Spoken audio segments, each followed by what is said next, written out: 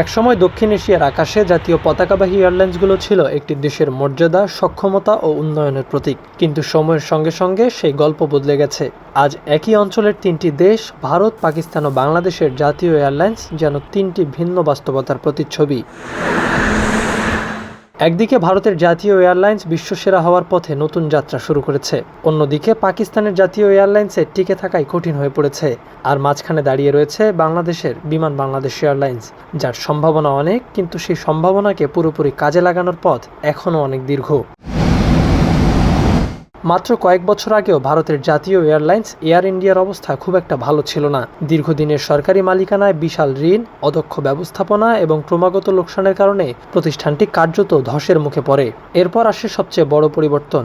Air India আবার ফিরে যায় টাটা গ্রুপের হাতে, যে প্রতিষ্ঠানটি 1932 সালে এই এয়ারলাইন্সের জন্ম দিয়েছিল।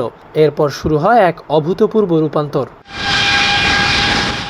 আজ এয়ার ইন্ডিয়ার বহরে 200-র অধিক বিমান রয়েছে এবং আরও কয়েক শত বিমান যুক্ত হওয়ার অপেক্ষায়। দিল্লি ও মুম্বাইকে বৈশ্বিক ট্রানজিট হাব হিসেবে গড়ে তোলার পরিকল্পনা বাস্তবায়নের পথে। ভারতের ক্রমবর্ধমান অর্থনীতি, বিশাল অভ্যন্তরীণ বাজার এবং বেসরকারি বিনিয়োগের সমন্বয়ে এয়ার ইন্ডিয়া আবারও আন্তর্জাতিক প্রতিযোগিতায় ফিরছে। একসময় এশিয়ার অন্যতম সম্মানজনক এয়ারলাইন্স ছিল পাকিস্তান ইন্টারন্যাশনাল এয়ারলাইন্স। মধ্যপ্রাচ্যের বেশ কয়েকটি বড় এয়ারলাইন্স প্রতিষ্ঠার পেছনেও পিআই এর কারিগরি সহায়তার ইতিহাস রয়েছে, কিন্তু সেই গৌরব এখন অতীত। 2020 সালে পাইলট লাইসেন্স বিতর্কের পর ইউরোপীয় ইউনিয়ন সহ কয়েকটি গুরুত্বপূর্ণ বাজারে পিআই এর ফ্লাইট স্থগিত হয়। যদিও পরে কিছু নিষেধাজ্ঞা ধীরে ধীরে শিথিল হয়েছে, তবুও প্রতিষ্ঠানটির ভাবমূর্তি বড় ধাক্কা খায়। শেষ পর্যন্ত এয়ারলাইন্স বিক্রি করে দিতে বাধ্য হয় পাকিস্তান সরকার। বিমান বাংলাদেশ এয়ারলাইন্সের গল্পটি একেবারেই আলাদা। গত এক দশকে প্রতিষ্ঠানটি বেশ কিছু ইতিবাচক পরিবর্তনের মধ্য দিয়ে গেছে। বর্তমানে বহরে রয়েছে আধুনিক ড্রিমলাইনার, নতুন প্রজন্মের বোয়িং 737 এবং -8 উড়োজাহাজ। নিজস্ব হ্যাঙ্গারে আন্তর্জাতিক মানের ভারী রক্ষণাবেক্ষণ সক্ষমতা তৈরি হয়েছে। কার্গো কার্যক্রমও ধীরে ধীরে সম্প্রসারিত হচ্ছে, তবে চ্যালেঞ্জও কম নয়।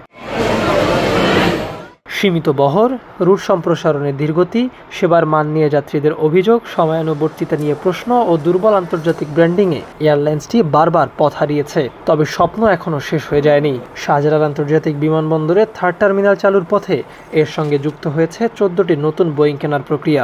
এই সুযোগ কাজে লাগাতে পারলে বিমান বড় পরিবর্তন আনতে পারে। একসময় দক্ষিণ এশিয়ার আকাশে পিআইএ ছিল কিংবদন্তি। আজ এয়ার ইন্ডিয়া সেই জায়গা দখলের পথে, আর বিমান বাংলাদেশ এয়ারলাইন্স দাঁড়িয়ে আছে একটি গুরুত্বপূর্ণ সন্ধিক্ষণে। সেই জায়গায় দাঁড়িয়ে এখন প্রশ্ন একটাই: বিমান কি দক্ষিণ এশিয়ার অন্যতম শক্তিশালী এয়ারলাইন্সে পরিণত হতে পারবে, নাকি সম্ভাবনা থাকা সত্ত্বেও মাঝপথেই থেমে যাবে?